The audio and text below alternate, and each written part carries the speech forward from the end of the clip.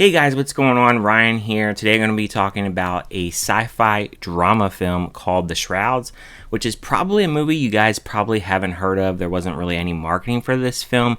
I saw another smaller film and saw the trailer for this, so that's how I found out about it. It's directed by David Cronenberg, which he's very famous for body horror. I've seen two of his films before, The Dead Zone, which I really wasn't a fan of, Crimes of the Future, which a lot of people really hate, and I actually like that movie. I want to thank you guys for clicking on this video. If you're new to the channel, definitely hit the subscribe button, give the video a like, and comment below your thoughts on The Shrouds. Are you going to see it in theaters? Are you going to watch it on VOD? Or are you just going to skip it all together? Leave any and all comments down below. Now, this film, it is starring Vincent Cassel, Diane Kruger, and Guy Pearce. Now, what is this film about? There's a lot of different synopsis online because there's a lot really going on in this film, but the short synopsis of this film is you have Vincent Cassel, who owns this restaurant, and he also has this technology called grave tech. He's mourning the loss of his wife, and so this grave tech that he is actually introducing, there is this grave site that is right next to the restaurant, in which there's a bunch of deceased people there, obviously at this grave site. And so he has these monitors that are on each gravestone, and you basically can watch your significant other or family member actually decay in real time. It's a very interesting concept that really had me intrigued in this movie, and just like the technology portion of this movie, I actually did enjoy. I think it's a very unique movie. It really deals with grief and loss. It has a lot of other things going on, but besides the fact that this grave tech is actually being introduced, you have the grave site actually get trashed. And so there's this investigation which Guy Pearce gets involved, in which he's trying to find out who actually did this and what is really going on, because there is some spyware that is actually downloaded onto this GraveTech app, in which he can't actually watch his deceased wife actually decay. And so he's locked out of this app. So there's technology within that kind of failing and spyware being actually downloaded onto this app.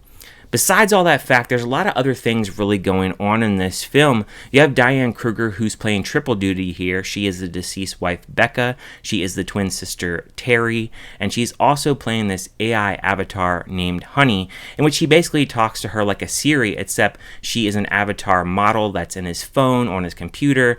And she actually just tells him like different advice, and she's talking like she's a real person, so he kind of relies on her a little bit throughout the film. There is a little bit of body horror in this film, although it's not really a horror movie in the slightest.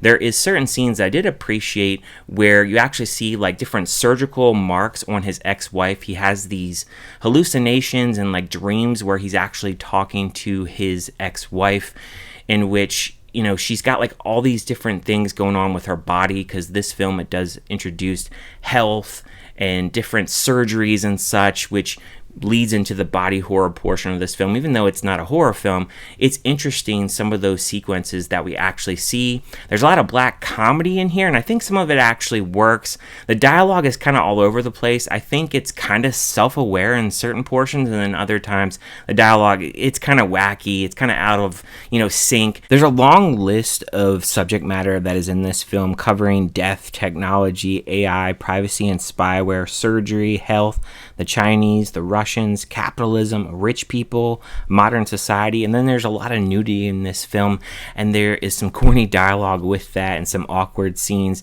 For instance, I mentioned that Diane Kruger, she's playing triple duty here.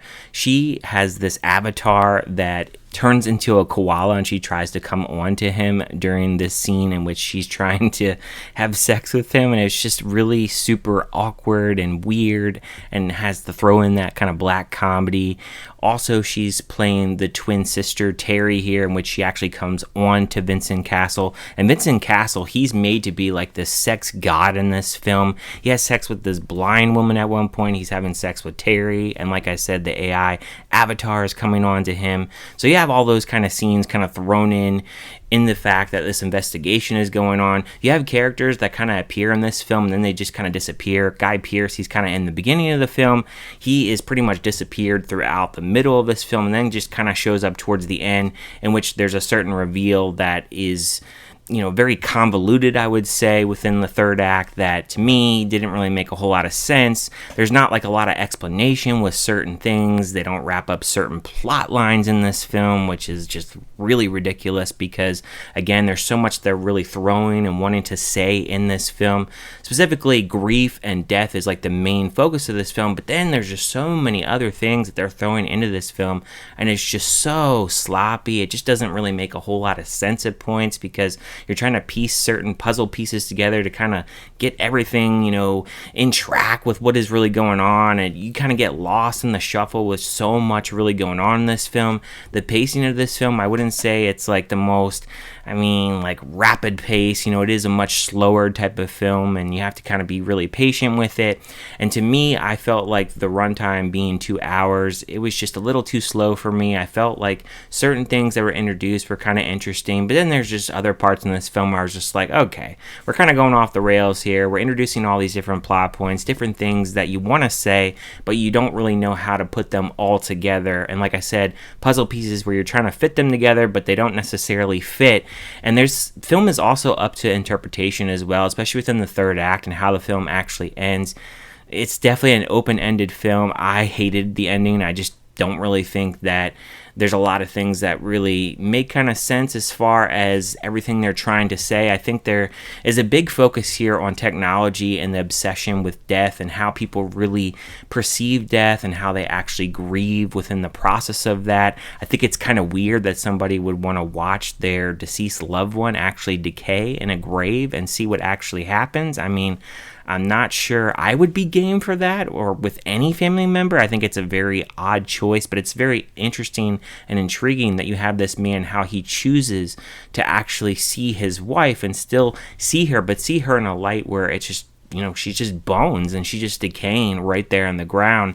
And then it was intriguing the fact that you have this gravesite actually get ransacked and you're trying to figure that out, and there's that mystery behind it. I think that's kind of interesting, kind of thrown in with the fact that you have the main character here dealing with the loss of his wife and grief, but at the same time, it just really just doesn't do a really good job of really having a very good explanation, even though there is that plot point and kind of like the main plot point of the film, besides the fact of grief and loss and how you're really feeling about all that. I just don't really think they do a really good job really wrapping all these different things together. And just by the time the third act came and certain reveals were there, no, it didn't work for me whatsoever. And the dialogue, like I said, it's very corny at times. I did say it's self-aware at points, but I just feel at times it's just really laughable. It just isn't a very well-written film, and I feel like it's going to be very split because there's going to be people that maybe really like this and really can be intrigued by it, and I understand. That really does make sense. But then there's going to be others who are going to go, yeah, this is just not going to work. I could see it being like a cult classic film, maybe years down the line. Maybe somebody would revisit this like 15, 20 years later and go, oh man, that was a pretty good film back then. But then it's going to be kind of like a lost film where people didn't really watch it, and I don't think a lot of people will watch this film, mainly because there's just not enough marketing for it, and I don't think a lot of people actually know about it. So as far as a score for this film, I didn't really enjoy it all that much. I'm going to give it a 1.5 out of 5. I don't think it's a good film by any means. Dialogue is messy. Storyline is messy. Certain intriguing points, sure. Some interesting body horror, sure. Characters, they're kind of alright, I guess, but nothing really crazy in the cinematography department. I think like music in certain points, it's fine, but nothing really where I'd be like jumping up and down and want to watch this again. It just was a very slow burn film that I could say that there's interesting points, but it just didn't really work for me overall. So 1.5 out of 5 is what I would give this. Let me know down in the comments, what did you guys think about this film? Did you like it? Did you hate it? Did you just think it was kind of meh? Leave any and all comments down below. Thank you guys for watching. Let me know also, what is your favorite David Cronenberg film? Thank you guys for watching, and I will see you guys next time.